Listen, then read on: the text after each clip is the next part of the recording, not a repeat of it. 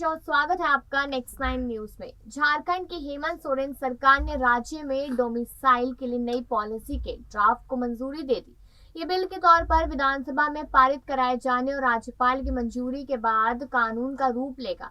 इस पॉलिसी में झारखंड का स्थानीय निवासी होने के लिए 1932 के खतियान की शर्त लगाई गई है। इस पॉलिसी पर पूरे झारखंड में बहस छिड़ी है। इस बीच बीजेपी के प्रदेश प्रभारी लक्ष्मीकांत वाजपेयी ने कहा कि 1932 के खतियान पर स्थानीय और आरक्षण नीति से बीजेपी की चुनावी सफलता पर कोई फर्क नहीं पड़ेगा। लक्ष्मीकांत वाजपेयी 2 दिनों के धनबाद दौरे पर हैं। धनबाद पहुंचने पर बीजेपी कार्यकर्ताओं ने लक्ष्मीकांत वाजपेयी का जोरदार स्वागत किया। उन्होंने कार्यकर्ताओं के स्वागत का आभार जताते हुए कहा कि बीजेपी 2024 में होने वाले चुनाव में आसानी से जीत दर्ज करेगी।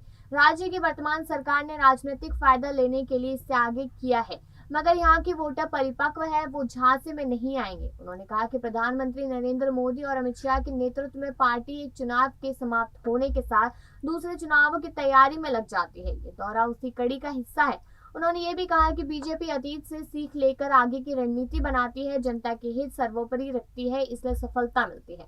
बता दें कि झारखंड में झारखंडी कहलाने के लिए अब साल यानी कि 1932 में भूमि सर्वे के कागजात की जरूरत होगी। इस कागजात को खतियान कहते हैं। जो लोग इस कागजात को पेश करते हैं वे साबित कर पाएंगे कि इसमें उनके पूर्वज के नाम है, उन्हें ही झारखंडी माना जाएगा। झारखंड का मूल निवासी यानी डोमिसाइल का प्रमाण पत्र इसी कागजात के आधार पर जारी किया जाएगा। आगे बताते चले कि जिन लोगों के पूर्वज 1932 या उससे पहले से झारखंड की मौजूदा भौगोलिक सीमा में रह रहे थे, लेकिन भूमिहीन होने की वजह से उनका नाम भूमि सर्वे के कागजात में नहीं दर्ज हुआ, उन्हें झारखंडी होने की पहचान ग्राम सभाएं उनकी भाषा, रहन सहन, व्यवहार के आधार पर करेगी। ग्राम सभा की सिफारिश पर उन्हें झारखंड की डोमिसाइल का सर्टिफिकेट जारी किया जाएगा। झारखंड की मौजूदा भौगोलिक सीमा में जो लोग 1932 के बाद आकर बसे हैं, उन्हें या उनकी संतानों को झारखंड का डोमिसाइल यानी मूल निवासी नहीं माना जाएगा।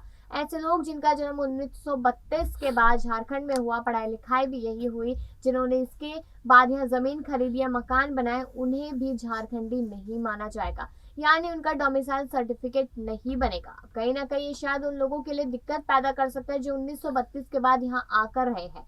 अब देखना ही होगा कि सरकार इसमें क्या फैसला लेती है, क्योंकि जिस तरीके से हेमंत सोरेन की इस्तीफे की मांग उठ रही है, तो उस बीच बड़े बड़े फैसले लेना उनकी तरफ से किस तरीके से नुकसानदायक और यहाँ पर फलदायक साबित हो सकता है। अब आपकी क्या राय है कमेंट सेक्शन में जरूर बताएं और बाकी ऐसी खबरों के लिए देखते रहिए नेक्स्ट 9 न्यूज।